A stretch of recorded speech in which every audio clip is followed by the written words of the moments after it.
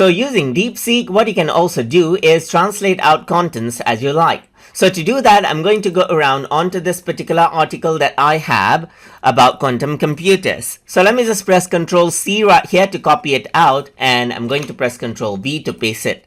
So now I'm simply going to say, translate this content into French right here, just like this. And once I go ahead and do that, what happens is that it'll simply go ahead and translate out that particular content into French language. Just like that, as you can see right here. So now I'm simply going to go around and say, now translate it into Burmese right here, just like this. And then what happens is that it'll take that particular content and will translate it into Burmese right here, just like this, as you can see. So that is how you can go ahead and translate out contents by using DeepSeek as well. So I hope you guys learned something as always.